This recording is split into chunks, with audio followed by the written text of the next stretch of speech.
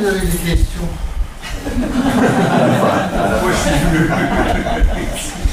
Non, mais...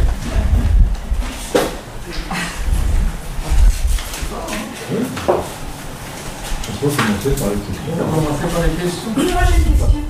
Ouais. Voilà, j'ai un patient qui a été accusé une première fois de harcèlement sexuel, et c'était faux. Et la personne qui l'a accusé est partie. Et puis l'ami de cette personne qui est partie a accusé son ex-amant de la boîte d'harcèlement sexuel et a accusé une autre personne d'harcèlement sexuel. Et il se trouve que mon patient, lui, c'est le chef de ce groupe-là, et donc il a été aussi accusé de harcèlement sexuel. Et le cas a été fait parce qu'on a viré un des gars, parce qu'effectivement il semblerait qu'il y ait eu du harcèlement sexuel. L'autre, qui est l'ex-amant qui ne voulait plus de la maîtresse, il est bien embêté. Et mon patient, c'est sa deuxième accusation de harcèlement sexuel, dans le cadre où c'est une boîte connue et le chef est parti, le PDG est parti, c'est sa fille qui a repris la boîte. C'est pas du tout traité, donc ni la chef, ni le chef, ni la RH ne traitent le cas. Lui, il le vit très mal. Il a dans ses antécédents aussi une mère qui était maltraitante. Et je sors de la conférence de Jérôme Boquet, j'ai un peu l'idée comme ça, j'aimerais bien avoir... Non, mais je sais que vous êtes psy. Enfin, j'ai cru l'entendre, moi. Il a harcelé, ce gars? Lui, il n'a rien harcelé du tout. Il n'a rien harcelé? Lui, il sort d'un divorce. Ok. Il n'a rien fait. Non. Parce qu'on lui fait confiance. Moi, oui. Ok. Eh ben, il n'y a pas de problème. Il n'y a pas de problème. Il vit mal un truc. Alors, j'ai envie de dire, pour revenir à Elisa, on lui construit sa bulle, il se met dans sa bulle et devient indifférent à ce qu'on dit et ce qu'on pense et tout. Alors, et il devient indifférent. Il n'a pas se souvenir de quelque chose parce qu'il n'a rien fait. Donc, c'est quoi le problème? Je ne supporte pas les critiques, les regards, les machins. On lui fait sa belle bulle de sérénité, de confiance dont Elisa a beaucoup parlé tout à l'heure. Et il se met dans sa bulle et puis il devient indifférent à tout, quoi. Alors, ça n'a pas fonctionné dans ce cas présent, mais c'est possible que je l'ai fait. Donc, voilà. La mémoire... La mémoire, c'est quand on pense qu'il y a eu quelque chose qui a été oublié. Là. Alors, moi, je suis un petit généraliste. Moi, je réfléchis pas beaucoup. Je suis pas psychologue, je suis rien. Je suis un petit généraliste. Vous savez, du style, j'ai mal au dos, Doliprane. Je ne vais pas tout de suite faire des IRM, des scanners, des machins, des infiltrations, je ne sais trop quoi. J'ai mal au dos, Doliprane. Si ça ne marche pas, Doliprane, la fois suivante, je donne un peu d'ibuprofène. Si ça ne marche pas, je prescris un peu de kiné. Si vraiment, après 2 mois, ça ne marche pas, à ce moment-là, j'envoie chez le rhumat. Mais chez l'hypnose, pareil. C'est quoi votre problème? C'est quoi l'objectif? Tac! Que ce soit des phobies, que ce soit du trouble compulsif, que ce soit n'importe quoi, une action vers un but. Après le passé, toutes les histoires familiales, c'est à cause de ma mère, etc. C'est pas mon truc. Pour plusieurs raisons. Premièrement, je pense que certaines choses qui ont été oubliées, c'est bien de les avoir oubliées. Pour moi, ça nous emmerde pas. C'est l'histoire du gars qui consulte son médecin. Son médecin lui dit: oh là là là là, j'ai eu les résultats de votre check-up. Oh, mamma mia, ça va être terrible. Hein. J'ai 2 nouvelles, une bonne et une mauvaise. Vous voulez laquelle d'abord? Docteur, la mauvaise, hein. Ça on n'en parle plus. Hein. C'est très mauvais. C'est quoi? Vous avez un diabète, vous avez une hypertension artérielle, et en plus vous avez un cancer de la prostate. Oh mon Dieu, c'est terrible. Et on fait quoi? Oh mon Dieu. Ah, et la bonne nouvelle, bah, c'est que vous avez un début de Alzheimer. Et alors, bah, quand vous rentrerez chez vous, tout le reste, vous n'y penserez plus. Donc finalement, la perte de mémoire, ce gars, c'est évidemment assez bon pour lui. Ou alors un autre qui va chez le médecin et qui dit, docteur, j'avais fait une liste de tout ce que je voulais vous dire. Ah, mais où est-ce que j'ai mis ma liste? Je ne sais plus où j'ai mis ma liste. En fait, il y avait 3 choses. La première, c'est que j'ai ça, ça, ça.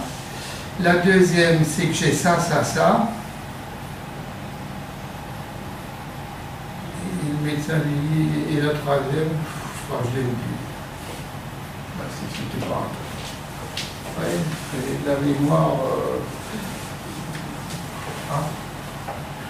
S'il faut, avec toutes les phobies, commencer à jouer à la psychanalyse, à la Sigmund avec l'Omora ou je ne sais pas quoi, alors on n'est pas sorti de l'auberge. Hein.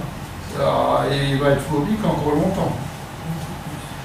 Et en plus, si jamais on trouve un événement, admettons, dans une analyse, je ne parle pas d'hypnose, mais une analyse comme ça, on tombe sur quelque chose, sur un éventuel coupable de sa phobie, ça va créer une attribution externe. C'est la faute à. Et ça c'est toujours dommageable dans une intervention thérapeutique rapide. C'est la faute à. C'est la faute à mon chef. C'est la faute aux accusations, etc. L'attribution externe, c'est pas bon. C'est pas bon. Quand je sens que les personnes sont dans une attribution externe, je leur dis toujours, écoutez, il faut arrêter avec ça. Parce que je me souviens d'une maman qui mettait toujours la faute sur les autres. Et un jour, elle était dans le parc avec son gamin, un petit enfant, et à un moment donné, ça a commencé à cocoter.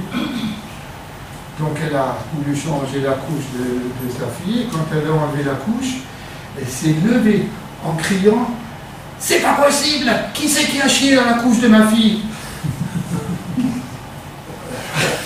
Si on part sur ça, vous voyez, hein? L'attribution externe, c'est la faute à... pourquoi je disais ça? Je ne sais plus, je l'ai oublié.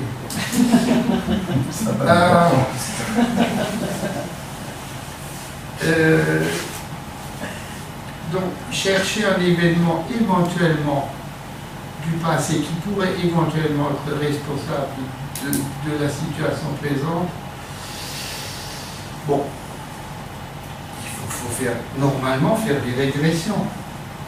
Régresser à l'âge de l'événement. Alors, ceux qui me connaissent savent à quel point je suis réticent pour les régressions en âge. C'est dangereux ce truc, pour plusieurs façons. Premièrement, les souvenirs, c'est pas sûr qu'ils soient vrais. Ça peut être des souvenirs co-construits par tous les psychologues, les psychiatres, les médecins qu'ils ont vus entre-temps. Donc c'est plus tout peut-être le souvenir d'origine. Deuxièmement, c'est pas du tout si c'est vrai, ça peut être un faux souvenir. Et après, est-ce que le fait de comprendre va servir à quelque chose? Encore une fois, c'est pas sûr. Donc je préfère les progressions dans le futur avec le problème résolu que des régressions. En plus, si on ne maîtrise pas correctement les régressions en âge, si on ne les maîtrise pas techniquement, et c'est un dérapage, et la personne vous échappe et se retrouve à l'âge de 5 ans, et vous n'avez plus de fil conducteur à cette personne, et bien elle reste à l'âge de 5 ans et vous ne la récupérez pas. Ça, quand vous assistez un jour à ce genre de phénomène, alors là, je veux dire, vous êtes traumatisé à vie. Hein. Mais un traumatisme sain, parce que vous y allez plus facilement. Hein. Et c'est pour ça que Erikson a créé l'homme de février, qui est une technique de régression où justement ce genre de dérapage, on peut le contrôler. Erikson, pour ce devoir de mémoire, il faisait des régressions par étapes. Un événement perturbant, douloureux, peu importe. Dans une première étape, il demandait à la personne de retrouver la même sensation émotionnelle sans l'image. Il ramenait la personne et la personne lui disait « j'ai très peur, je ne sais pas pourquoi ». Dans une deuxième régression, il ramenait la personne à l'émotion avec l'image sans l'émotion, donc une image, juste une image. Il ramenait la personne, il faisait décrire l'événement imagé que la personne avait trouvé dans sa régression. Et dans un troisième temps, il ramenait la personne de nouveau à l'étape passée avec l'image et la sensation provoquée par l'image. Et après, il ramenait la personne dans l'ici et le maintenant et il faisait une psychothérapie intégrative. Voici, mais c'est pas grave, machin, etc. Et quand ça devenait plus compliqué, il les ramenait de nouveau à cette image avec la sensation, puis il crée dans un autre moment, plus dans le futur, une autre image, peut-être avec de nouveau la même émotion, mais une image différente, et il crée les boules. Les boules. Et quand il avait rempli les boules d'images successives, il faisait regarder les boules à la personne concernée par les boules, mais en méta, comme on dit, et il demandait à la personne d'analyser ce qui s'est passé dans cette histoire, et la personne faisait de la psychothérapie tout seul. On en a parlé, j'ai entendu ça d'une manière différente. Je ne sais pas si c'était hier avec Madame Wurtz ou... Sur les îles. Les îles, oui, les îles. Madame Wurtz. Les îles où elle faisait planer au-dessus, elle voyait, c'est une version peut-être différente de ce que faisait Erickson. Mais vous imaginez le boulot?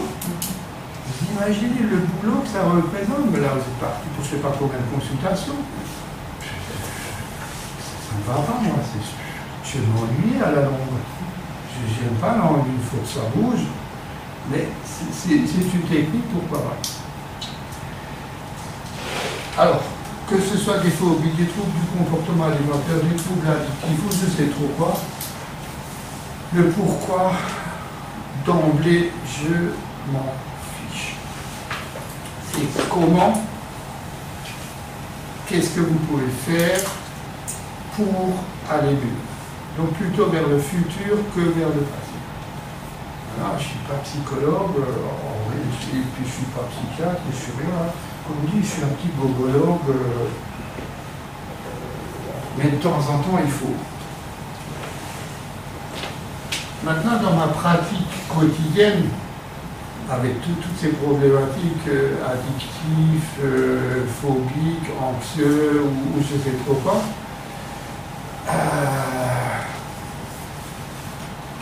aller dans un devoir de mémoire, si ça m'arrive 2 fois par an, c'est beaucoup. Donc vous voyez, quand tout le reste est bien fait, on n'en a pas tort. Mais il faut quand même qu'on sache que de temps en temps, on va peut-être être obligé d'y aller. Alors comment y aller sans prendre trop de risques par rapport à tous les souvenirs, les trucs, les faux souvenirs, les trucs, les machins, les attributions, etc. Comment y aller? Alors, il y a des petits trucs, ça.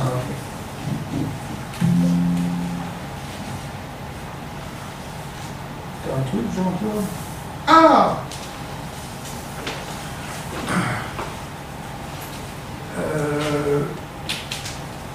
C'est un concept qui a été développé par Pierre Janet.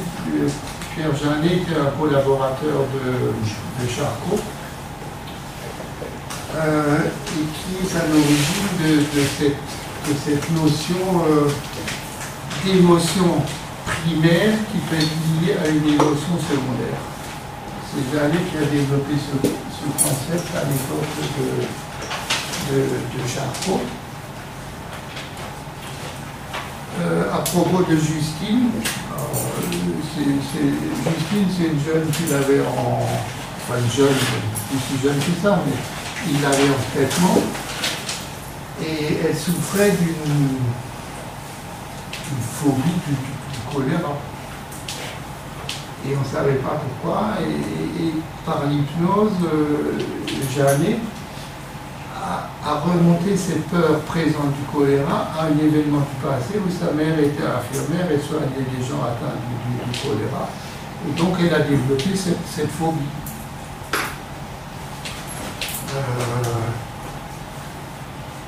Elle ne savait pas pourquoi elle a peur du choléra, maintenant elle savait pourquoi.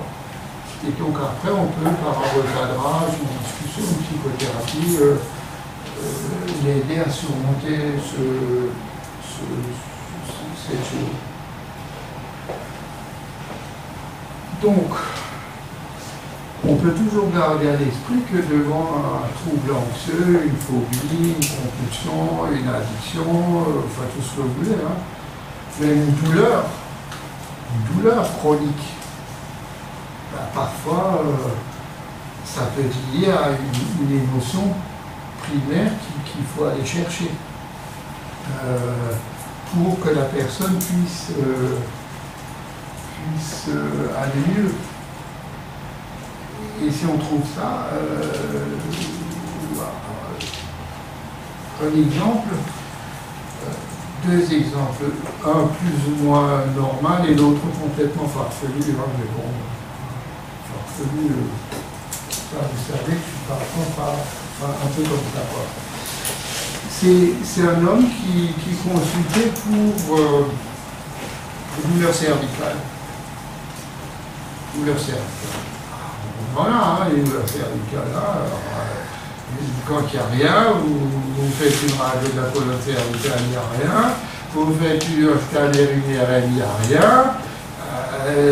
Ils ont vu des rhumatos, ils ont vu des ostéopathes, ils ont vu des magnétiseurs, ils ont vu des microkinés, ils ont vu... ils ont mal.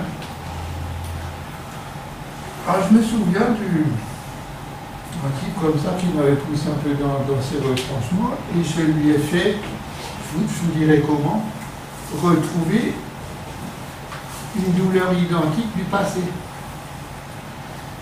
Et on l'a fait remonter un peu jusqu'à un événement où à la fin de la séance d'hypnose, il me dit, mais je ne sais pas pourquoi j'ai pensé à un truc.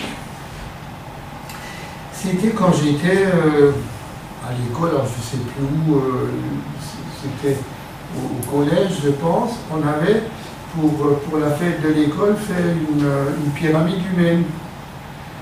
Et moi, j'étais tout en haut. C'était le sommet de la pyramide humaine. Et puis à un moment donné, en bas, un de mes petits camarades a fléchi, la pyramide s'est effondrée, et puis je suis tombé, je me suis fait mal. Je me suis fait mal et j'ai pleuré.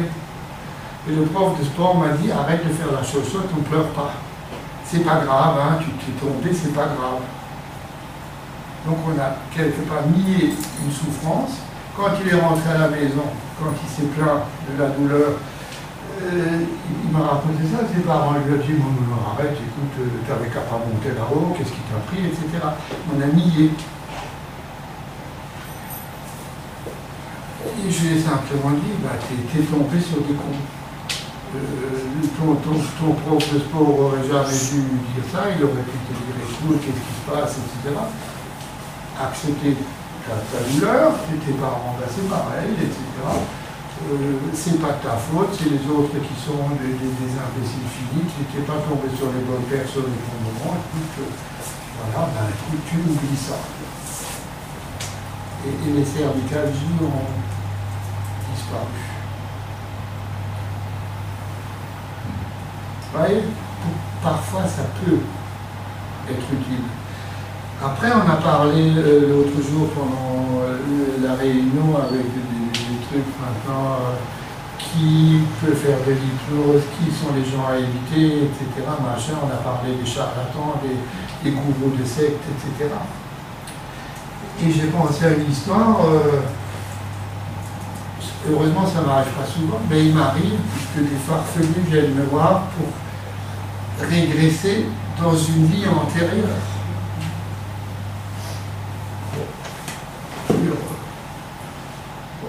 Alors, faut-il refuser? J'en ai parlé à l'un ou l'autre d'entre nous. Faut-il refuser? Non. Il vaut mieux que nous on le fasse que de dire allez vous faire foutre avec vos conneries. Et là, ils vont forcément aller voir un charlatan qui risque de se saisir de cette occasion pour se faire du beurre. Donc moi, je les recadre en disant c'est pas des vies antérieures, c'est des vies intérieures.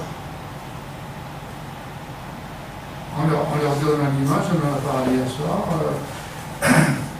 Notre mémoire est normalement plus vaste que notre âge de la carte d'identité. C'est pour ça que dans l'Ancien Testament, il y a des vieux mecs, des croutons, qui à 200 ans arrivaient à embrosser une pigeon. C'est pas possible. C'est pas possible. Techniquement, médicalement, c'est pas possible. Pourquoi? Parce qu'à l'époque, ces gens avaient la mémoire de leurs ancêtres, la mémoire de leur père, de leur grand-père, de leur arrière. Ils avaient cette mémoire. Ils avaient la mémoire de leurs ancêtres. Et quand il y a eu le crépuscule des dieux, la chute dans les ténèbres, ça s'est arrêté. Ce qui fait que maintenant, notre hippocampe, elle commence à emmagasiner des trucs à partir de 3 ans. Avant, c'est le blackout. Donc, ils n'avaient pas 200 ans, mais ils avaient la mémoire de 200 ans en arrière. Ça, éventuellement, dans un rêve intérieur dirigé, on peut trouver peut-être des bribes de quelque chose, mais ce n'est pas une vie antérieure comme on l'entend. Est-ce que ça, vous voulez faire?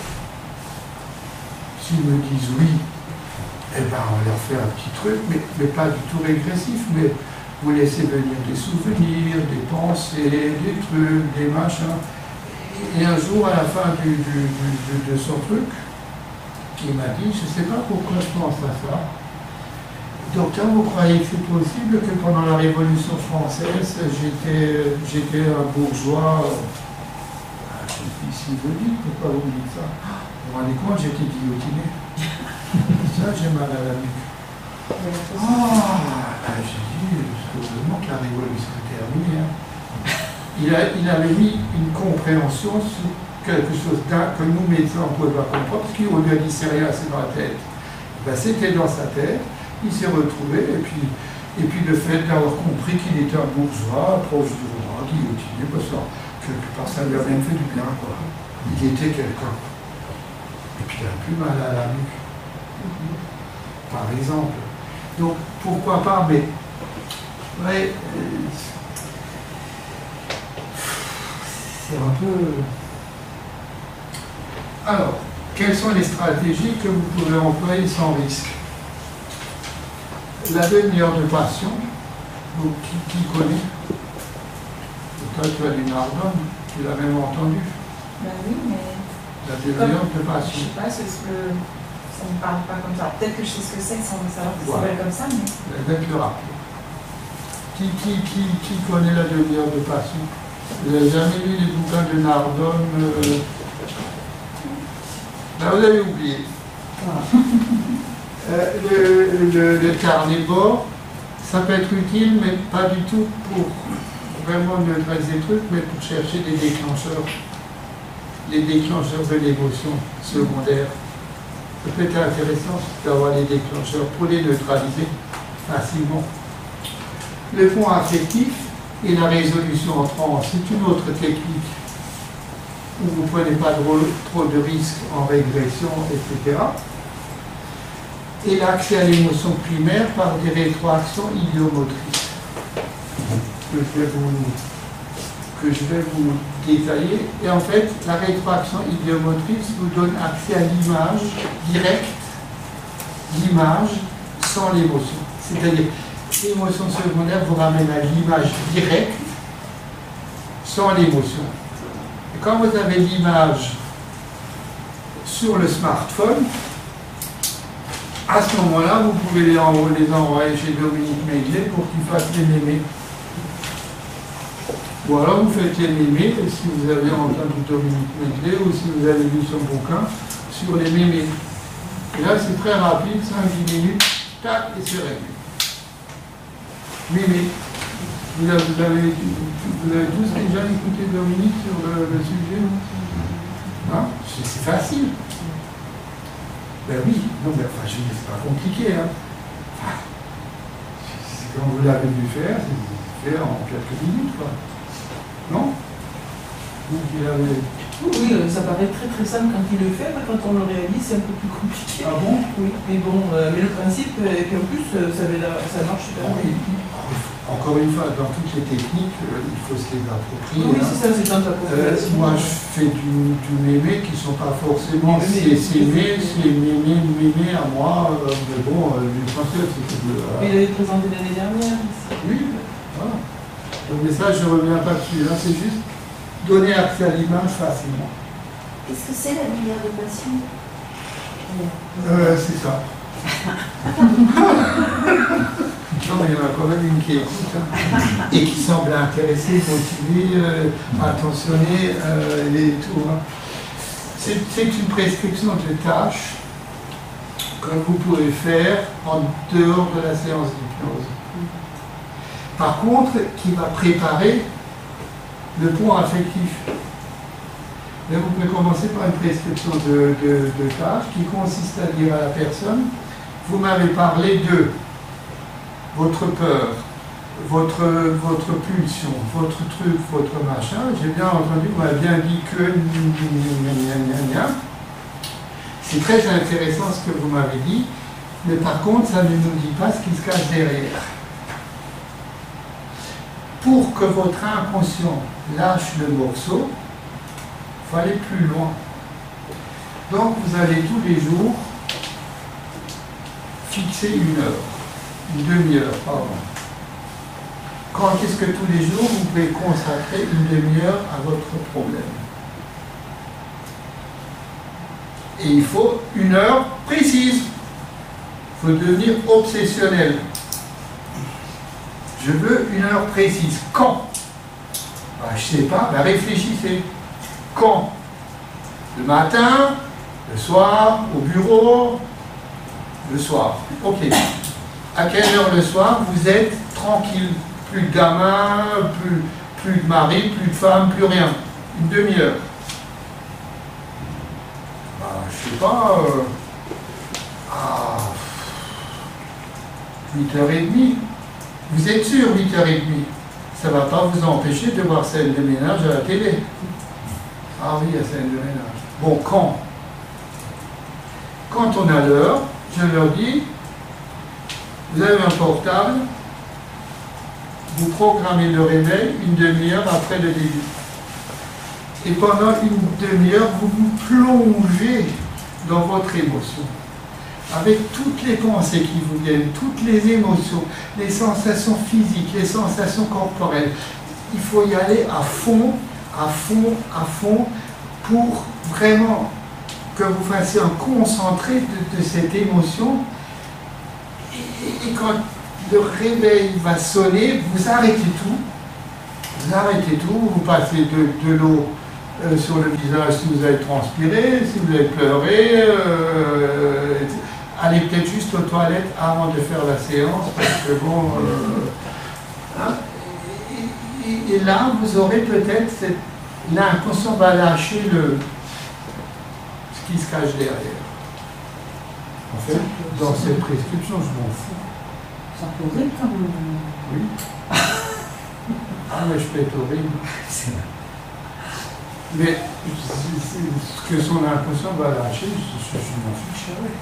C'est pas lui. C'est le fait d'aller là pour qu'il fasse l'expérience que finalement, quand on est là, c'est ce que Elisa nous disait aussi tout à l'heure, on arrive là et de toute façon, ça, une contraction, même la plus douloureuse, est toujours suivie d'une accalmie chamallow. Donc, pour amener à ce qu'ils prennent conscience que finalement, ça s'arrête toujours. Et par contre, ils ont vécu déjà la préparation au pont affectif. Parce qu'ils vont nous raconter des trucs. Donc, on a un peu plus de détails. Et parfois, vous aurez la surprise de constater qu'ils vont mieux. Qu'ils vont mieux, rien qu'avec ça. Quand vous les revoyez, ils vont souvent mieux. Je me souviens d'un type, il était venu, je ne sais pas si vous me l'avez envoyé un truc, il était venu pour addiction sexuelle. C'est quand même plus qu'un chaud lapin, hein. C'était un très chaud lapin. Qui était venu me consulter parce qu'il vivait avec une compagne qui avait un fils, et lui dit que c'est un obsédé sexuel. Hein. Il était gérant d'un supermarché, et je peux vous dire que tout le personnel féminin y a passé. Hein. Dans les photocopies, dans le hangar, sur les fruits et légumes, tout le monde y a passé. Hein. Et sa compagne travaillait dans la boîte et vivait ça. Et le soir, son truc, c'était de passer, je ne sais pas moi, 1 ou 2 heures sur les sites porno. Et à un moment donné, elle n'en pouvait plus, elle a quitté. Ça, c'est pas un père pour mon enfant, terminé, je te quitte. Et là, il s'est dit, merde, je ne vais pas la perdre, et il est venu me consulter. Donc il était venu me voir, il était 17h.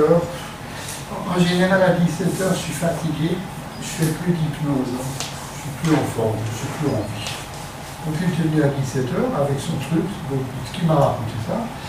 Il m'a dit, vous savez, j'aurais pas eu rendez-vous avec vous. Tout à l'heure, je suis passé chez une fleuriste, acheter un bouquet de fleurs pour ma compagne. J'aurais pas eu rendez-vous chez vous, la fleuriste me l'a tapé sur le route. Je la sentais ouverte. Mais moi, j'avais rendez-vous chez vous. Alors, 17h, moi je fais plus d'hypnose, je suis fatigué, j'en ai marre, bon voilà, et puis 17h, j'ai juste envie de rentrer chez moi pour regarder secondaires. Donc je lui ai prescrit la demi-heure de passion et qui revient me voir 15 jours après, mais de préférence en début de l'après-midi. Et quand il est revenu avec sa demi-heure de passion, il me disait c'était compliqué votre truc. Vous l'avez fait? Il dit oui, c'était compliqué. J'ai dit alors, je sais pas. J'ai eu que des pensées agréables pour ma compagne. J'ai pensé qu'à des choses agréables, il n'y a que des choses agréables qui me sont venues, pas du tout un truc.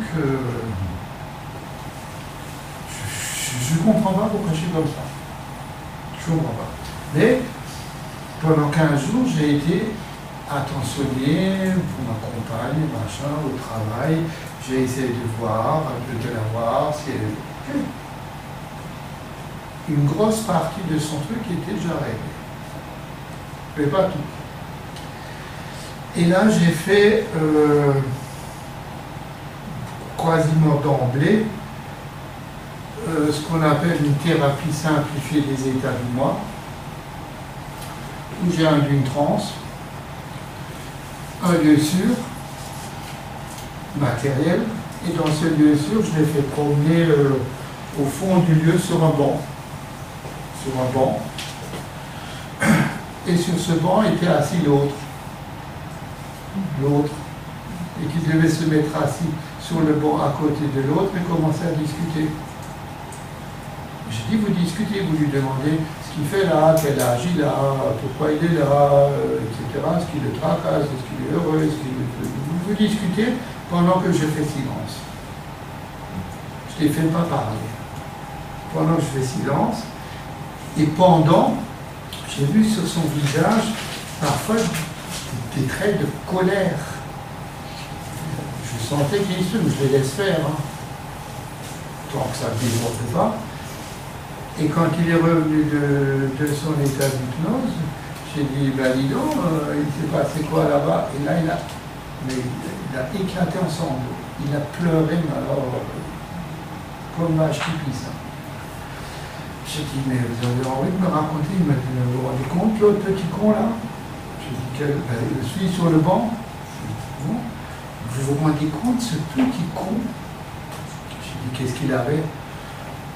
Très surprenant, il avait un pantalon en velours côtelé, il avait un pull vert vert foncé avec des trucs bruns au coude. Comme moi, quand j'étais gamin, j'étais habillé comme ça. Mais il n'a toujours pas... J'ai dit, et alors, vous vous rendez compte, docteur, ce petit con, vous savez comment il traite les femmes? Vous savez comment il traite les femmes? Sa mère, il la prend pour une boniche. Sa sœur, il la traite comme une moins que rien. Et franchement, moi, je lui en ai donné. Ah, moi, je lui ai dit, c'est 4 vérités à ce petit con. Alors là, ils s'en est pris plein la gueule. Qu'est-ce que vous en pensez? Rien. Et vous? Alors là, il en a pris un. J'ai dit, c'est bien. J'interprète pas. Je reste transparent, cristallin, tout à fait. Et on a eu après beaucoup d'échanges par mail, et un jour il m'envoie un petit mail, docteur, depuis la dernière séance, j'ai fait une lettre. Elle est en pièce jointe, vous pourriez me donner votre avis. Alors il a fait une lettre d'excuse à sa femme, à sa mère, à sa sœur, à son père, à son beau-père, à sa belle, à toute la famille, une lettre d'excuse pour son comportement indigne. Il me dit, est-ce que vous pensez que je peux l'envoyer? Oh, je dis surtout pas. Hein. Ah non, c'est bien d'avoir mis ça dans une lettre. Maintenant, vous avez compris beaucoup de choses. Cette lettre, ne l'envoyez surtout pas. Hein. Surtout pas. Vous avez deux options. Soit vous la conservez quelque part pour savoir qu'elle est là, ou vous la brûlez, etc., ou vous la jetez dans les égouts, mais surtout ne l'envoyez pas. Si, du fait de cette constatation, votre comportement va changer, ils vont s'en rendre compte tout seuls, et vous n'avez pas besoin de l'envoyer la lettre. Et après, on n'a eu que des échanges par mail, très très rapidement, il a réussi assez difficilement à renouer avec sa compagne qui ne faisait plus du tout confiance, mais il a retrouvé un lien et je crois qu'ils sont revenus ensemble et puis il s'est calmé. La personne qui peut revenir sur le banc, on s'en fiche de qui c'est, on fait venir un autre. Il est là. On fait venir. Il est là. Le type avance, il avance vers le banc et j'ai dit sur le banc, il est là. En fait. C'est son autre lui. Oui, donc si c'est une femme, elle est là. Elle, oui, bien sûr. Bien sûr, elle est là. Elle est là, mais sans dire c'est votre double. Mais ils se rendent compte tout seuls et en rentrant dans le dialogue, en fait, ils se font leur psychothérapie tout seuls dans ce dialogue, mais après il y a des gens qui les font parler. Moi je ne les fais pas parler, je les laisse dans leur jus à faire ce dialogue intérieur tout seul. C'est quand même toi qui touches sur le prix de la consultation. Ah, ça, bien sûr, le temps c'est de l'argent. Hein, tu sais, tout ce qui n'est pas cher ne vaut rien. Il faut se faire payer. Non, ça vaut rien, tout ce qui est gratuit. Voilà. Non, c'est... Mais je ne dis pas, c'est vous jeunes, mais c'est une façon tout à fait indirecte quelque part de prendre soin de l'enfant en soi qui a été peut-être maltraité, traumatisé ou je ne sais pas quoi. Mais je l'ai préparé par une demi-heure de passion. Ça, c'est du Mardone, hein. Je ne sais pas inventer. Hein. De toute façon, moi, j'ai rien inventé. Moi, je pique chez tout le monde. Hein.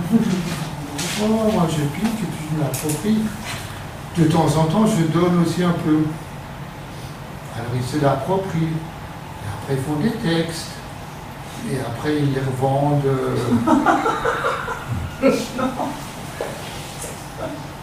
Non, j'ai pas dit qu'on pouvait acheter la bulle. J'ai pas dit.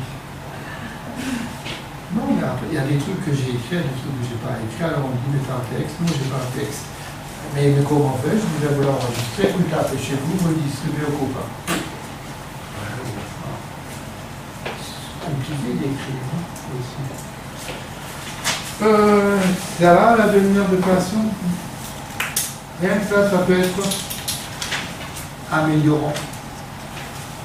Puisque, en fait, vous leur faites vivre que, comme dirait d'autres lunes, il n'y a pas que cette merde dans votre vie. Il y a toujours de nouveau derrière un moins pire, quoi. Mais le fait que tu le prescrives, c'est important. Bah, premièrement, ça les oblige à participer. C'est-à-dire qu'ils sortent de la passivité dans lequel ils sont, puis leur demande une participation. Voilà. Alors déjà, quand ils reviennent et qu'ils l'ont fait, ils sont déjà sur le chemin d'aller plus loin. Ceux qui ne l'ont pas fait, je leur dis, ah bah c'est dommage. C'est long, une demi-heure? Oui. Ah oui, oui, c'est terrible. 30 minutes. Non, c'est terrible. Ah, mais en secondes, ça fait encore beaucoup plus. C'est terrible, il faut que ce soit terrible. Parce qu'il Écrit Ah, sur une ordonnance pas encore. Pas encore. Moi, la manière dont ça a été présenté, c'était vraiment dire 30 minutes, pas une minute de plus, Non. pas une minute de De C'est pour moins. ça que tu vas vraiment. Quand avec un vous chronomètre, vous installez dans votre fauteuil, vous enclenchez votre portable ou votre Casio, etc., qui est réglé sur 30 minutes. Pas 29, pas 30 heures. Et à 30, vous arrêtez tout et vous faites... Et en fait, la manière dont effectivement, tu parlais de 15 jours, on fait le point au bout de 15 jours. Ou 3 semaines ou un mois. Alors, moi, mon formateur qui m'avait parlé de ça disait c'est bien 30 minutes, mais effectivement, c'est long. Et donc, effectivement, si au bout de. J'ai pas l'info au bout des 15 jours, écoutez, j'ai pas l'info, ou si ça va mieux, vous voyez que vous avez progressé, on peut poursuivre l'exercice, mais peut-être on peut raccourcir à 20 minutes, puisqu'on n'a pas encore. Voilà. Alors, mais je sais pas si. J'ai deux options. Quand vraiment la personne me gonfle par son refus de collaborer, je lui dis ça va pas, refaites-le 15 jours de plus. Là, quand je suis le grand méchant. La personne ne. Hein, voilà. Sinon, j'ai dit ouais, j'ai surestimé vos capacités, on va faire autrement. Et je leur fais le ton affectif en transe. Mais là, de nouveau, je me contredis en me disant, vous devez faire, et là, je change à 180 degrés en disant, on va faire. Mais je vais vous aider à le faire. Mais vous allez quand même le faire, mais en transe. Ça dépend de mon humour, de mon humour. Après une prescription de tâches, ça peut être différent à ça, par exemple. Parce que ça, par exemple, c'est quelqu'un qui va venir, je suis dans le concret. Par exemple, une phobie. On peut prendre ça pour une phobie? Dès la prise de rendez-vous, par exemple, essayez de me ramener toutes les émotions qui veulent venir à vous dès que vous pensez à se terminer, par exemple? Ou pas? Déjà, pour une phobie, c'est pas nécessaire parce que j'ai un traitement minute qui marche de toute façon et puis ils sortent, ils ont plus peur des araignées. Donc c'est pas non, mais quelqu'un, je fais un traitement minute qui revient et ça n'a pas marché, à ce moment-là, dans ma petite tête, je me dis, il y a une émotion primaire peut-être à chercher. Et là, j'enclenche. Mais dans ce cas de figure, non. Cette recherche-là, je la fais que quand les choses simples ne marchent pas. Une phobie qui ne marche pas, après 2 tentatives, je me dis, il y a peut-être un truc. Une compulsion alimentaire qui ne marche pas avec des choses simples, je me dis, il y a peut-être quand même eu dans l'enfance au moins une maltraitance ou quelque chose. Ou une addiction à une autre substance, mais pas tout de suite. D'abord, simple, si ça, et ça marche pas. Quasiment tous les cas, et parfois il faut y aller. Mais pas d'emblée, c'est perdre de temps. Enfin, je fais simple, une phobie, puis quelle que soit la phobie, franchement, en 40 minutes, elle est réglée. Dans mon expérience. dire, un fumeur qui vient s'arrêter de fumer, on s'en fout pourquoi il a commencé. On s'en fout. Il sort, il ne fume plus. C'est réglé. Je veux dire, la personne qui bouffe du sucre, si en sortant elle n'a plus envie de sucre, c'est pas la peine d'aller voir si jamais elle a une aversion pour le goût du sperme dans la bouche. Hein. Non mais, hein, c'est possible, mais pas tout de suite. Pas tout de suite. Je suis généraliste, moi. Je suis un psychologue. Hein. J'ai mal à gauche, je prends le Doliprane. Hein. Après, on verra. Ah. Ça a un effet secondaire parce que parfois, quand je parle comme ça, les retours, parfois, et ça, Pierre Castello, on a parlé l'autre jour, au congrès de Luxembourg, le directeur scientifique du congrès lui a dit, mais c'est qui ce type? Mais sous nos gueules, hein, c'est un charlatan, c'est un charlot. Et puis, Pierre lui a dit, oui, peut-être quand on ne connaît pas. Mais quand on ne le connaît pas, c'est peut-être un charlatan, ou alors il est très fort. La première impression, ça peut être un charlatan. Je suis un charlatan. Et alors non. J'ai pas besoin d'une médaille de la CFHTV, ou alors une médaille gros charlot. Le carnivore, c'est intéressant, mais dans le but de déclencheur. Vous êtes devant une émotion là présente, je leur fais faire un carnet, également très compliqué. Ils doivent acheter un carnet et de préparer une cinquantaine, une centaine de pages, où à gauche ils notent la date, l'heure, le lieu, les circonstances, avec qui, où, les pensées, je pense quoi quand ça me prend, 4 items, je ressens quoi comme émotion quand ça me prend, 4 items, je ressens ces émotions où dans mon corps, 4 items, etc., etc. Et puis après, on peut encore compliquer en disant quel est mon degré d'émotion sur une échelle de 0 à 10. Sur une autre échelle, quel est mon degré de résistance à l'émotion, etc. Et en conclusion, comment ça se termine. Vous imaginez le truc. Avec 100 pages préparées à l'avance. Ah oui, obsessionnel toujours, moi. Et parfois je pousse le bouchon jusqu'à dire vous achetez un carnet bleu foncé avec un stylo vert fluo ou l'inverse. Que vous gardez toujours sur vous. Ce qui fait que quand la personne commence à sentir une attaque de panique qui vient au supermarché, il faut qu'elle sorte le carnet. Je veux dire, à la fin, je veux dire, on est tellement cognitivement surchargé que l'émotion a disparu. Ça passe. Souvent.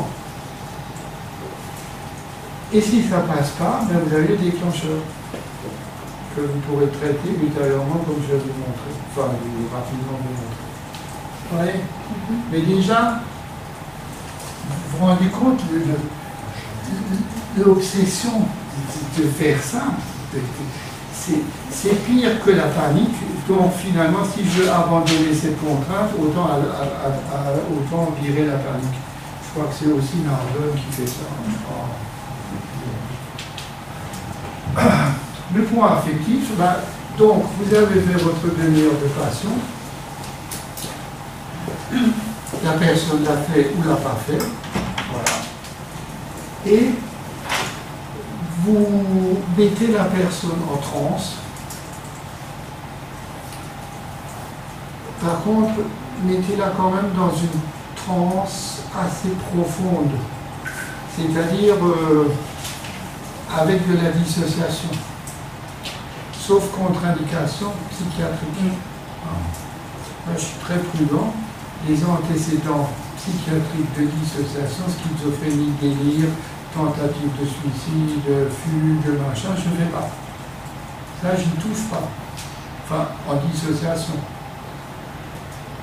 À moins que le psychiatre me fasse une lettre, cher confrère, vous pouvez y aller. Mais de toute façon, ça ne sert à rien parce que quand ils sont souvent antipsychotiques, de toute façon, la dissociation, vous ne l'aurez pas. Donc, de toute façon, ce n'est pas la peine. Alors, je fais des trans plutôt qu'une zone ours, quand vraiment ils insistent, mais c'est moins. Voilà. Donc, trans dissociative, ça veut dire induction classique, synchronisation respiratoire, scanner du corps sur les sensations, une catalepsie d'un côté, une lévitation de l'autre côté au moins, et une dissociation avec ce que j'appelle moi la dérive au milieu de nulle part. C'est-à-dire qu'il n'y a pas de lieu sûr. C'est le milieu de nulle part, c'est intemporel, c'est immatériel, etc. Avec du confort, de la détente, du bien-être. Éventuellement une bulle. Ça dépend de mon humeur. La station Mir. Hein? La station Mir. Où? La station Mir. La station quoi? Mir. La station Mir. Non, la station Mir, ça rejoindrait plutôt l'histoire de voir les îles. Non, juste les mettre dans le confort. Et dans cet état de confort, parce que on va leur faire revivre l'inconfort de la prescription de tâches, mais de manière confortable au milieu de nulle part. Et on leur rappelle, et maintenant vous pouvez ressentir ce que vous avez ressenti de votre émotion. Sentez-le, percevez-le, ressentez-le, sentez-le, laissez-le venir de plus en plus fort, ressentez, percevez, sentez tout ce qui fait partie de cette émotion, ressentez-le aussi intensément que possible et vous saurez ce que c'est. Et vous saurez ce que c'est, vous saurez ce qui se cache derrière. Et ce comportement maintenant que vous laissez venir au plus haut point de la situation, vous pouvez le ressentir, vous saurez ce qui se cache derrière et vous pourrez l'abandonner. Vous pouvez l'abandonner. Vous pouvez le laisser s'éteindre comme la lumière qui s'éteint graduellement le soir pour s'éteindre et vous pouvez le laisser s'éteindre. D'anciennes sensations peuvent disparaître et laisser la place à de nouvelles sensations plus agréables et plus utiles, etc. On ne sait toujours pas ce qu'il y a derrière, mais par contre, on leur a fait vivre la demi-heure de passion en transe, et avec cette phrase-là, percevoir ce qui se cache derrière et le laisser s'éteindre, ben c'est une suggestion de le laisser partir.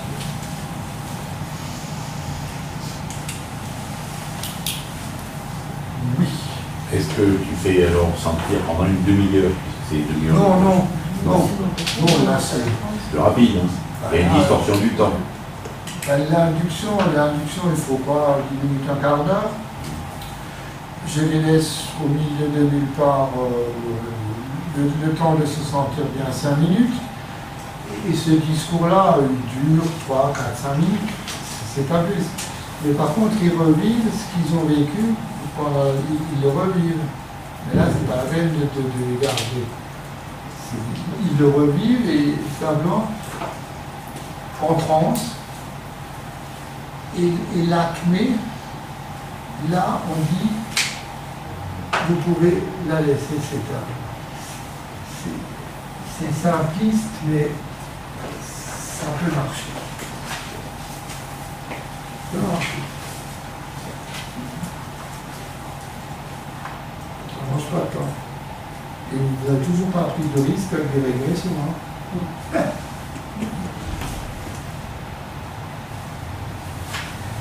De toute façon, ces petites phrases, vous les avez sur la clé, comme ça, pour alimenter votre discours, votre phraseologie quand la personne est dedans. ce comportement peut s'éteindre si vous le souhaitez vraiment, etc. Quoi qu'il représente, quoi qui se cache derrière, vous pouvez le laisser s'éteindre. Vous pouvez ressentir toute la force, la confiance nécessaire pour pouvoir permettre à cette émotion, ce comportement de disparaître, etc. Et de même que le comportement et l'émotion peuvent disparaître, vous pouvez laisser disparaître des suggestions, disparaître, partir, voilà, des choses comme ça. Après, vous pouvez très bien dire, et je vais compter de 1 à 10 ou de 10 à 1, et au chiffre 1, ce comportement aura disparu. Si vous voulez vraiment enfoncer le clou, hein. Je les laisse un peu plus mariner que d'être trop directif. Donc ça peut disparaître. Et encore une fois, c'est facile. Et c'est sans risque.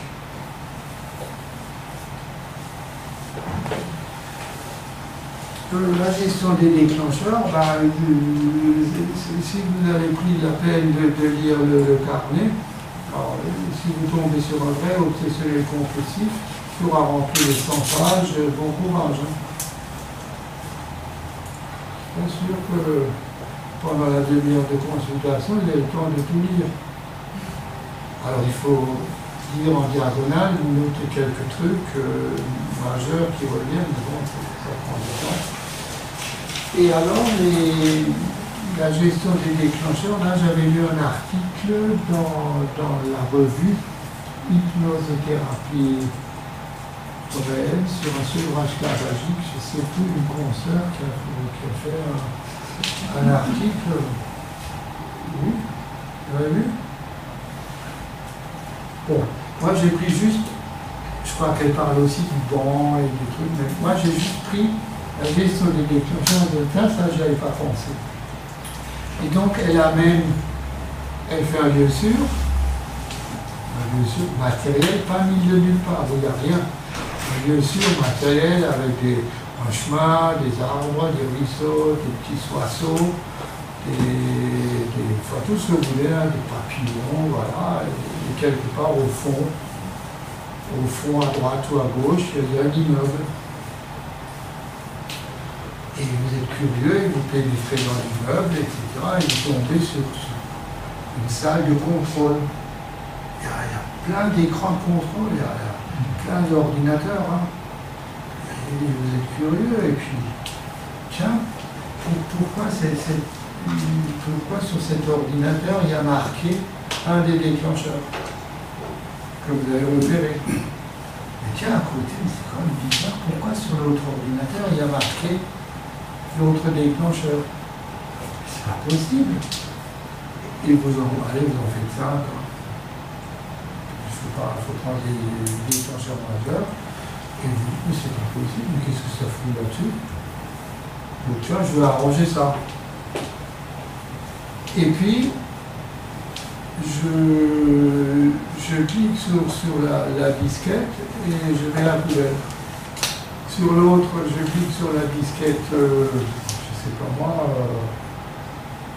une sensation corporelle ou une émotion, et je clique sur la disquette poubelle, et sur les 5 ordinateurs, vous mettez des disquettes avec les noms là, on vous demande ce que ça fout là, la poubelle. Vous mettez à la poubelle, et tiens, pour être vraiment sûr de votre coup, avant de sortir, vous faites arrêter, redémarrer. Pour être sûr que ce soit bien déprogrammé. Et quand tous les ordinateurs ont fait arrêter, redémarrer, vous vérifiez encore une fois que tout va bien, les ordinateurs sont éteints, il n'y a plus de disquette, il n'y a plus rien, tout va bien, et vous quittez le lieu, tranquille, rassuré, et vous revenez à votre point de départ, et puis retour au temps présent avec le travail accompli, fier de ce que vous avez fait, libéré, débarrassé, serein. Hein? Encore une fois, cuculapraline, mais ça marche. Il faut lire la revue là. Vous aurez dans chaque revue une perle. Ou deux. Parfois, une première lecture, je me dis qu'est-ce que ça pour ces conneries, mais je le relis toujours une deuxième, une troisième fois, et à la troisième fois, je trouve une perle. Et je me dis, waouh! Quand je suis vraiment impressionné, je prends l'adresse mail de la personne et je la remercie.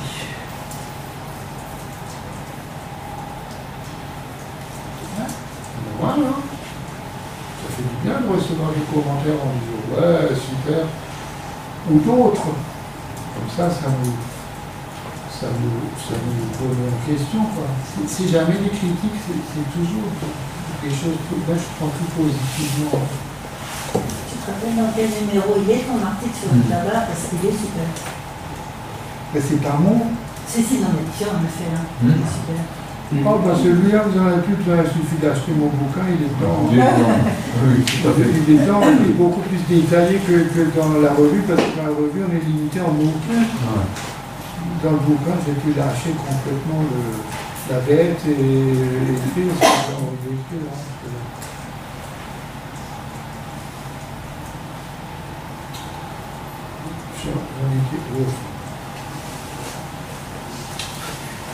donc, ok, là vous avez fait ça, maintenant, comment accéder à la mémoire traumatique? Hein? Tout ce que vous avez fait simple ne marche pas, vous avez essayé le point affectif, vous avez essayé de gérer les candidats et les personnes ne vous sont pas bien. Comment on se dit, il y a quand même un moche quelque part. Hein. La psychanalyse traditionnelle, oui, bon, ok. Il y a des psychanalystes dans la salle.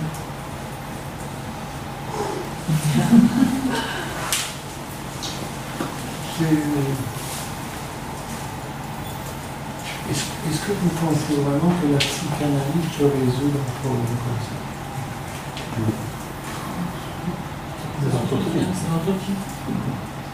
C'est pas son objectif de toute façon.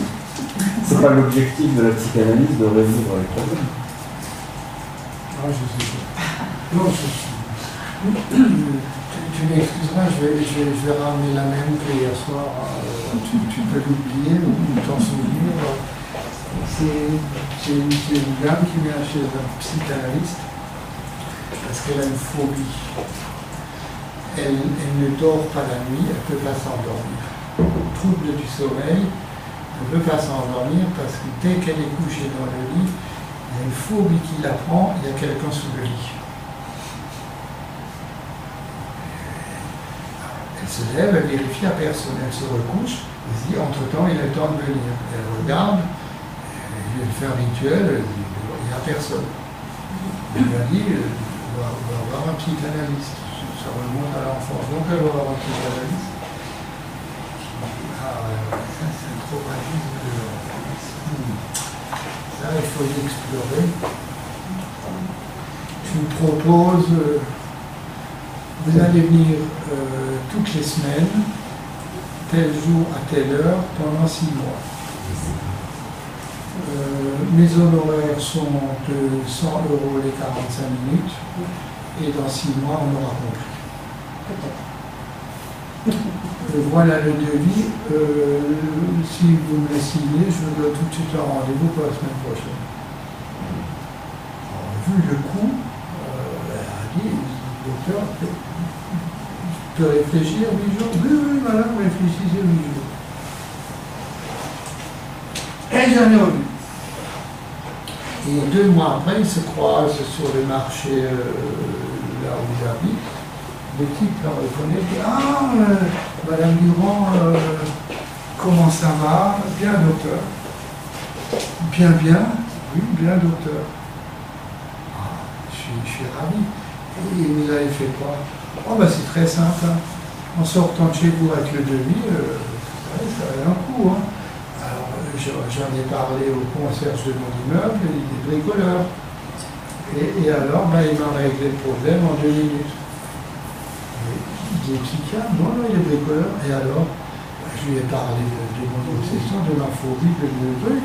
Et alors, il est monté avec une scie, il a scié les poches de depuis j'ai dormi.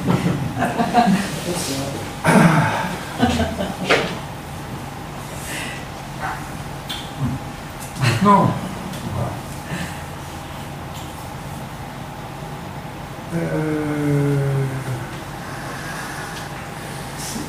j'ai un peu adapté parce qu'en fait, c'est une technique de Erickson pour voir si une pathologie est psychosomatique. C'est en fait ça qui m'a donné l'idée pour savoir si une pathologie est psychosomatique, prenons une crise de migraine. D'accord? Version Erickson dirait j'aurais besoin de savoir ce qui se cache derrière cette migraine, et il donnait un objet lourd dans la main. Et il disait dans exactement 20 minutes, vous allez lâcher n'importe, et au bruit de l'objet sur le sol, vous allez me faire une migraine. Vous allez m'en créer une vraie, une bonne, une intense. Si c'est psychosomatique, ils la font. Si c'est pas psychosomatique, ils ne peuvent pas la faire. Bon, c'est juste pour savoir si c'est psychosomatique ou pas. Alors, on ne l'aurait pas guéri. Et là, je me suis dit, ça, c'est pas con. Hein? C'est une migraine, donc tu peux être en d'examen alors. Pour commencer. On est médecin. Moi, les migraines, je les traite en aucune façon si les gens n'ont pas eu tous les examens neurologiques, neurovasculaires, éliminer un anévrisme qui sera en train de se fissurer, un urinome ou quelque chose, je ne traite pas. Et ça, c'est le problème dont on parlait, les non-médecins. Est-ce qu'ils auront cette prudence? Non, ils vont y aller, ils suppriment un symptôme et bim. Ça, c'est un autre problème. Mais j'ai eu une idée, je me suis dit, tiens, et pourquoi j'utiliserais pas le pendule de chevreuil? Ouais, le pendule de chevreuil. Erickson connaissait la méthode, mais il n'a pas appliqué parce que c'était trop ésotérique. Le pendule comme ça. Pendule. Pour trouver de l'eau, quoi, pour. Pendule. Bling, bling, bling, bling, bling. D'accord. Pourquoi pas l'utiliser? Après, moi, je peux rien. Pourquoi pas? Premièrement, parce que Erickson avait connaissance de ça, mais il ne l'a pas utilisé parce que c'est trop ésotérique. C'est de là qu'il est arrivé à créer l'écriture automatique. Seulement l'écriture automatique, ça n'a jamais rien donné d'utilisable, que c'est un vaste gribouillis. Par contre, dans l'écriture automatique, il a fini par faire tracer un trait vertical, horizontal, diagonal. Un vertical pour lui, un autre pour non, et un autre pour je ne sais pas. C'était encore plus aléatoire. Et c'est là qu'il a créé la signalétique des doigts. Un doigt pour oui, un doigt pour non, un doigt pour je ne sais pas. Et ça, dans la signalétique du doigt, on s'en sert quand on fait des trans profondes pour dialoguer avec la personne au-delà de la parole, parce qu'ils sont en trans profonde. On peut parler en trans profonde, mais c'est pas compliqué, c'est très très profond. Sinon, ça ne marche pas. Par contre, la rétroaction idéomotrice des doigts peut être un excellent indicateur pour s'orienter dans la danse. Et moi, je me suis dit, tiens, et pourquoi pas le pendule?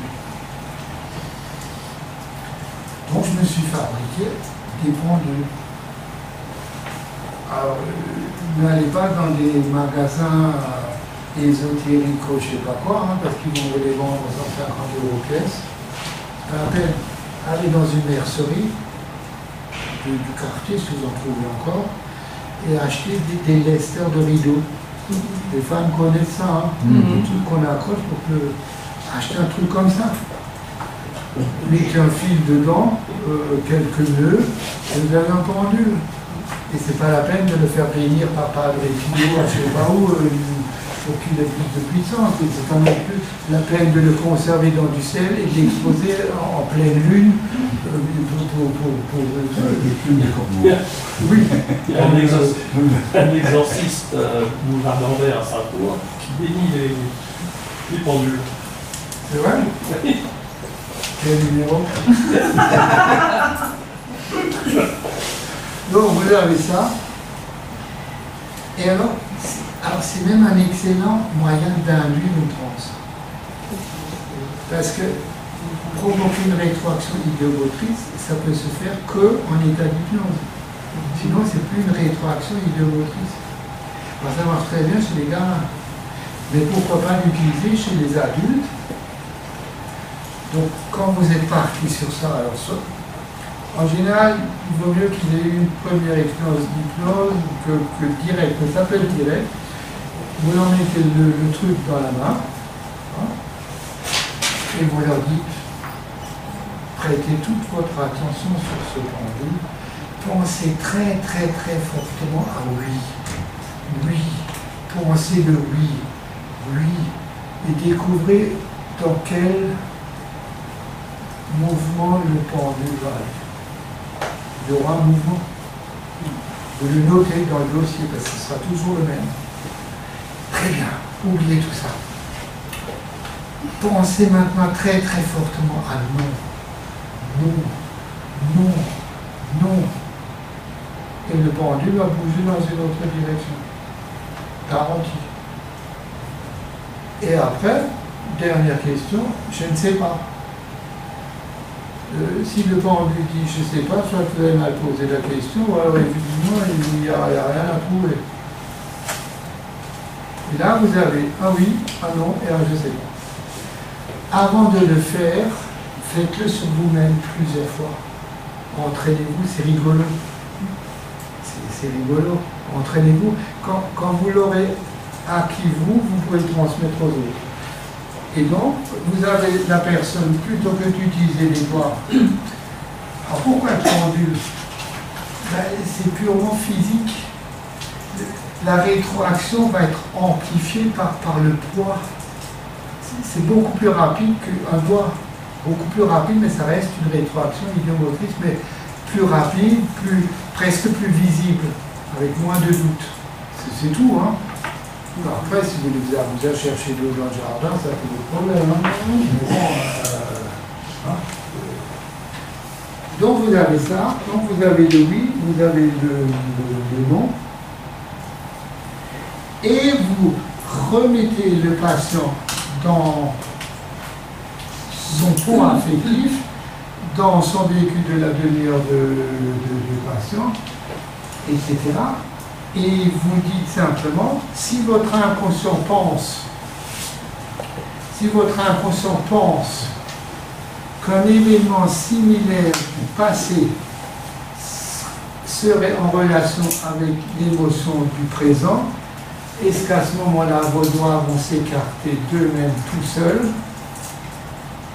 le pendule va tomber, et au bruit du pendule qui touche la table ou le sol, une image va vous venir.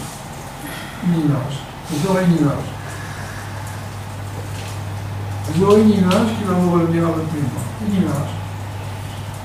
Et vous allez vous souvenir de l'image. Que de l'image. Vous allez vous souvenir de l'image.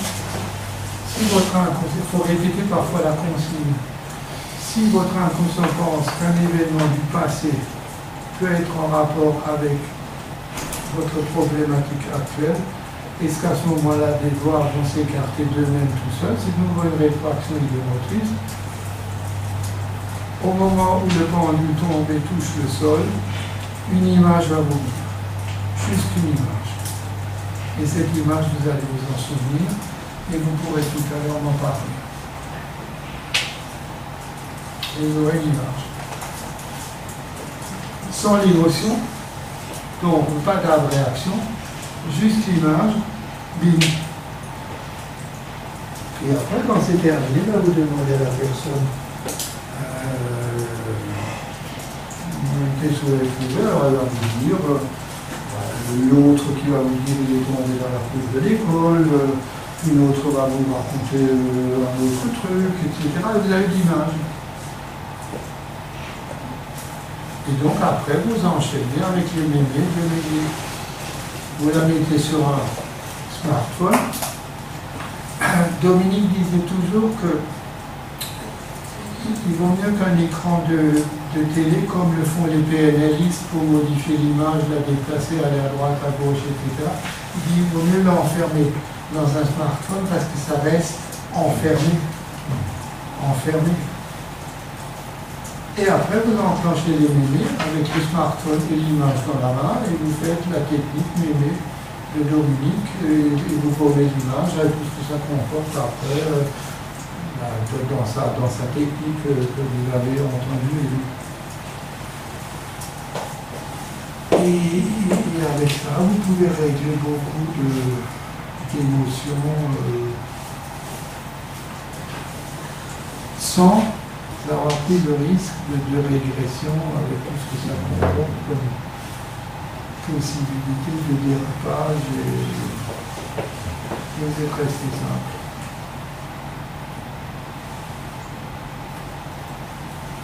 Alors, encore une fois, ce genre de choses, je vous dis bien, si j'en fais 2 ou 3 par an, c'est beaucoup. Hein. Les anxiétés, les phobies, je les règle avec le traitement minute. Les troubles du compulsion alimentaire en 1 ou 2 séances. Les addictions, bon, je ne parle pas de coke ou de machin comme ça, mais 1 ou 2 séances, ou 3, allez, maximum, le problème est réglé. Et de temps en temps, ben, ça ne marche pas. Là, il faut se dire, peut-être. Et là, vous avez quelques techniques simples pour y accéder. Les soigner, les prendre en charge, les neutraliser, et voilà. Et on reste là. Et maintenant, vous avez droit à quelques questions, comme vous en avez pas posé tout à l'heure. Je sais que c'est dans ton bouquin, mais tu peux nous rappeler le traitement minute de folie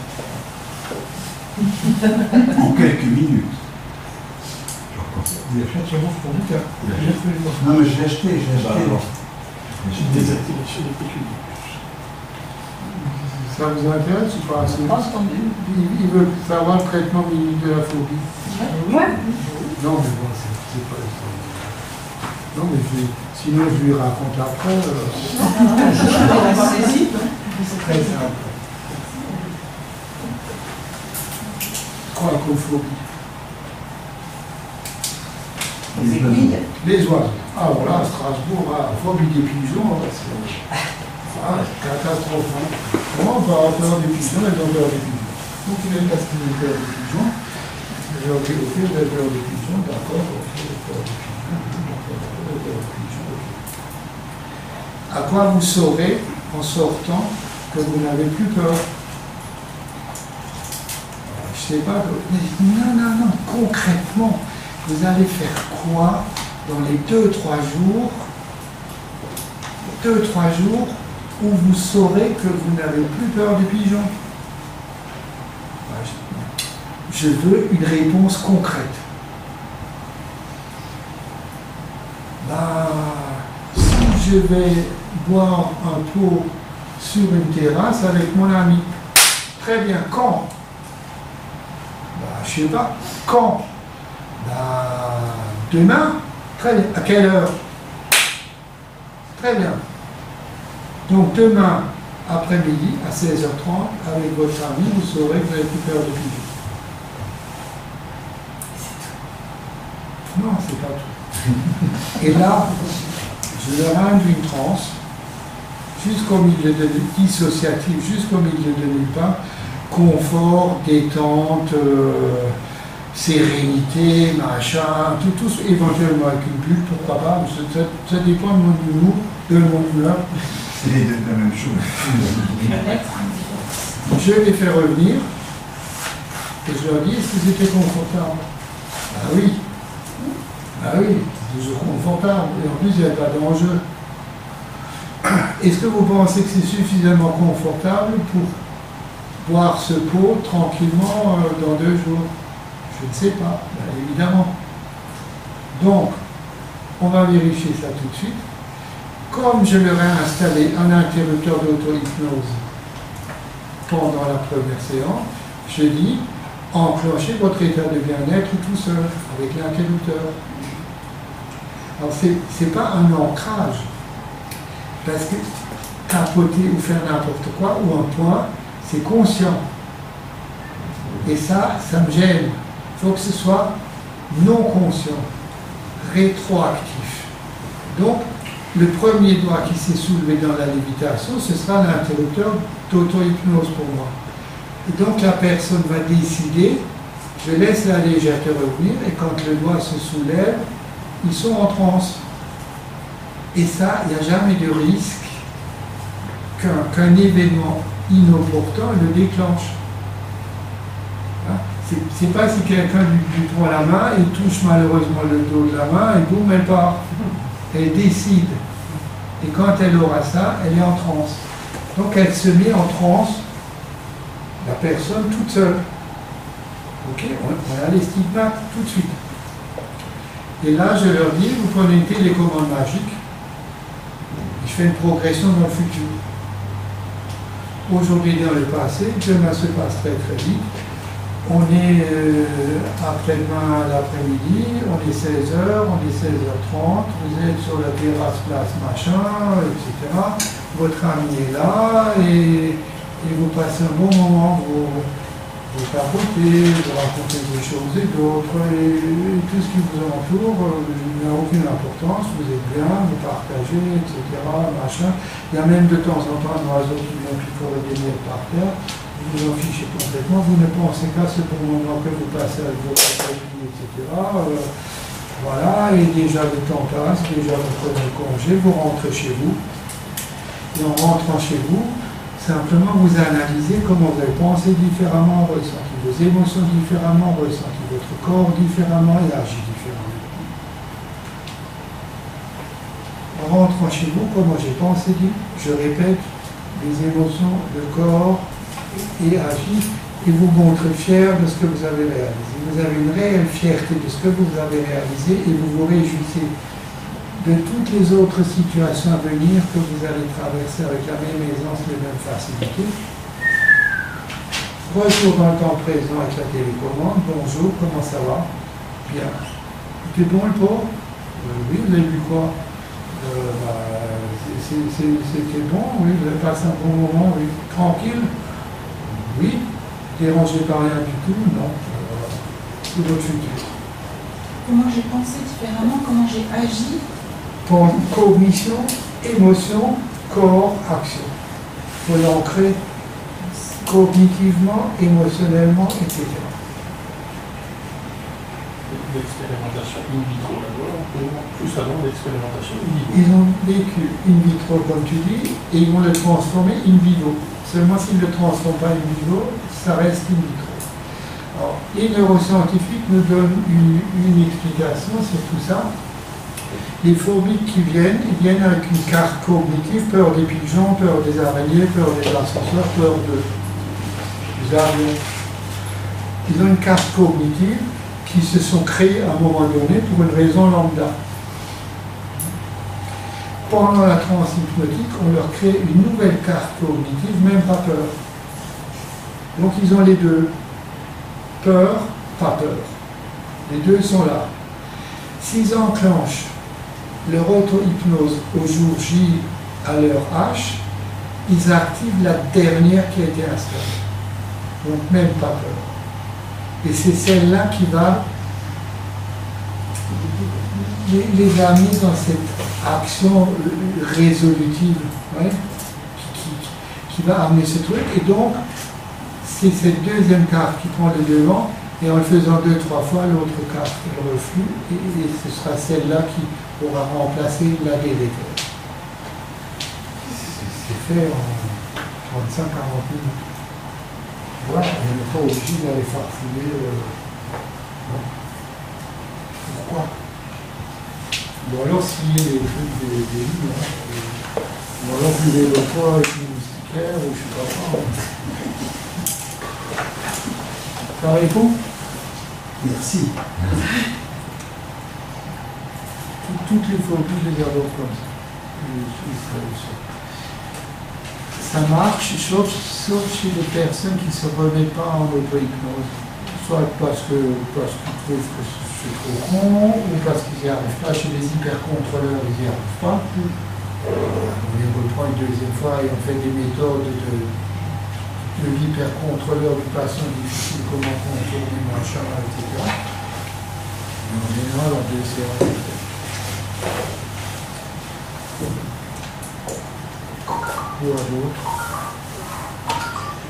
Moi j'ai un problème avec la demi-heure de patients.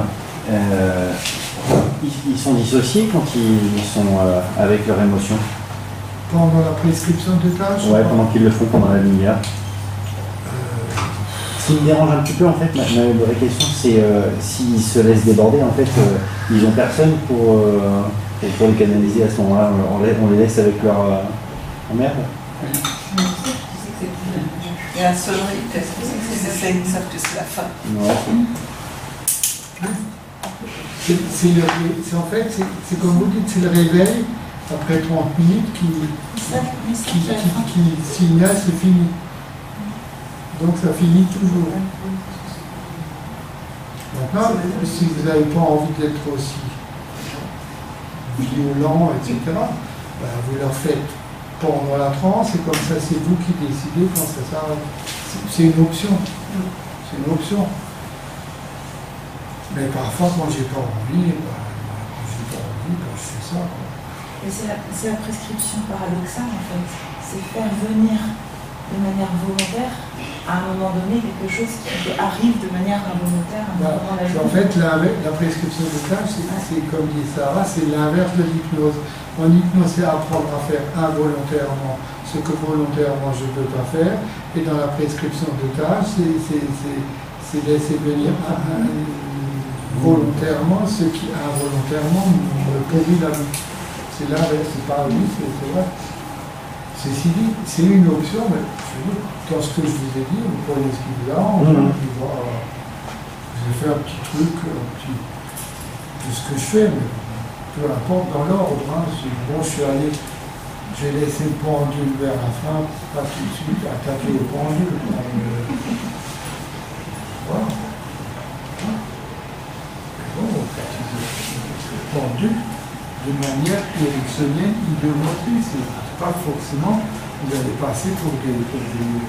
Il faut juste dire, c'est juste un peu un amplificateur de mouvement. Voilà. Comme les vies antérieures, vous regardez en vie antérieure et là vous dites c'est juste un amplificateur de mouvement. Et c'est pour ça qu'il vaut mieux prendre un lecteur de rideau qu'un petit truc ésotérico, vous savez, carrière dans le cristal, je ne sais pas quoi. Mais ça, à la limite, ça me choquait moins. C'était surtout le fait de leur laisser avec leurs émotions et qu'ils aient une mauvaise expérience à ce moment-là et qu'ils ne veuillent pas le refaire pendant 7 ou 15 jours, justement, par rapport à ça. Ils disent que c'est pas cool, hein. Mais il faut l'avoir vendu, quoi. Alors, et en principe, ils se rendent compte s'ils le font une ou deux fois, qu'ils n'y arrivent pas du tout, mais qu'ils ont fait des pensées plus agréables et plus positives. Là, c'est ça, en fait. Ils ne sont pas dans la merde 15 jours.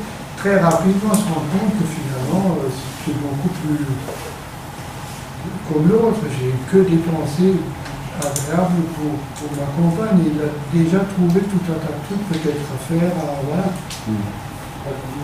Dans le mémé qui termine bien par arriver que des trucs dégueulasses dans le C'est ça, oui. Oui. Ça veut dire oui, en fait, on leur laisse maîtriser leur émotion pendant 30 minutes et comme ils ont la maîtrise, en fait, ils font ce qu'ils veulent, quoi. C'est ça qu'ils vont y rentrer pendant 30 minutes et ils savent, ils sont certains qu'ils vont sortir. Voilà. Et puis pour le coup, ils vont dans leur émotion alors que d'habitude ils la contrôlent pas bien toute seule. Alors que là, ils peuvent même se mettre dans leur vieux sécu, avant de parler tout à l'heure dans leur canapé. C'est exactement le truc des mémés. Dominique, il dit qu'est-ce qu'ils font? Ils cherchent à éviter l'image. Ils veulent l'éviter. Et là, je les confronte. je les oblige à regarder le truc en face et je bombe. Là, c'est pareil. Tout ce qui veulent éviter les trucs, les machins, les situations, on leur dit, vous allez les affronter. Et avec le réveil qui sonne, ben ça s'arrête. Et donc, ils prennent conscience que ça s'arrête. Et il n'y a pas que ces merdes dans la vie, il y a derrière. C'est un peu ça. Mais encore une fois, je me répète, hein, c'est très très rare dans ma pratique, j'en ai pas besoin. Parce que tous ces trucs, je peux les gérer avec des techniques de TCA, d'anxiété, d'addiction, autrement, avec l'hypnose, en transe. Mais au cas où, voilà, vous savez qu'il y a d'autres trucs. Simple, sans risque.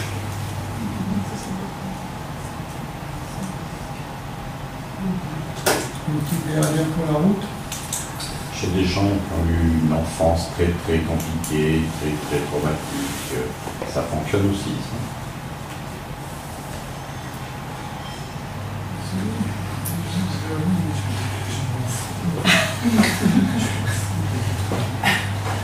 Si vous saviez le nombre de casseroles que je traîne de mon enfance, vous seriez surpris. Alors là, toutes les casseroles que je traîne de mon enfance, ça fait un talent pas possible. Qu'est-ce qui vous ferait dire en sortant que vous n'êtes pas venu pour là? C'est la question de l'objectif. Voilà. Qu'est-ce qui vous ferait dire? Et si jamais ils ne trouvent pas, je leur prescris la question miracle. Si un miracle se produit pendant la séance, si ce miracle se reproduit cette nuit quand votre inconscient travaille tranquillement à la résolution de vos difficultés, demain matin, quelle est la première chose qui vous vient à l'esprit que vous pourriez faire différemment, que vous ne faites pas ou que vous ne ferez plus et que vous faites? Notez-la. Notez-la. Et pendant 10 jours, notez tout ce qui vous vient. Sans rien changer. Surtout ne changez rien. Et dans 10 jours, prenez sur la liste la plus petite chose et faites-le. Faites-le. Mettez-le en pratique. Faites-le. Et en l'ayant fait, analysez quelles sont les autres difficultés que vous allez rencontrer. Et là, vous avez des options qui vont empêcher des personnes d'aller mieux. Et ça, vous pouvez le travailler dans un deuxième temps. Ce n'est pas les bénéfices secondaires, je n'aime pas ce terme, mais ce qui les empêche d'aller mieux. C'est la thérapie comme si. Voilà. Une personne, je me souviens, c'était une obèse qui est devenue obèse, accouchement, un gamin, une famille heureuse, etc. Elle a pris du poids. On a fait des trucs simples, ça n'a pas marché. Et à un moment donné, j'ai pris la prescription miracle et quand elle est revenue, elle a dit je vais arrêter la thérapie. C'est le choix, et pourquoi? Elle a dit parce que si je retrouve ma taille, est-ce que je vais résister à l'attention des autres hommes? J'aime mon mari, j'aime mon enfant, etc. Est-ce que je vais pouvoir résister aux avances? J'ai peur. Ça me protège. Ah, on aurait pu continuer sur la lancée et lui mettre une autre façon de se protéger, une bulle ou je ne sais pas quoi. Mais elle a décidé d'arrêter, elle a décidé d'arrêter. Hein. Elle arrête. Voilà. C'est un des trucs, voilà. Ça, c'est insupportable. Je me rends compte, si je deviens désirable et les avances des autres, je ne peux pas. Donc je garde mon volume. Comme ça. Un échec. Si je n'ai pas réussi à la poursuivre pour vous protéger d'une autre façon. Mais c'était pas sa demande? Oui, oui, mais on aurait pu continuer, mais elle n'est pas prête à faire. Oui, voilà. Un échec, oui. Elle va peut-être un jour comprendre que le danger du surpoids, médicalement, est supérieur au danger de se faire Oh, moi, j'appelle- accoster par un Moi, j'appelle ça l'herbade relationnelle. Elle va peut-être réaliser qu'elle peut être protégée autrement qu'avec 30 kilos de plus. Hein, c'est plus marrant. C'est de l'armure médusée. Si vous voulez aller écouter les autres cet après-midi, je pense qu'il faut que vous alliez manger. Merci. Merci.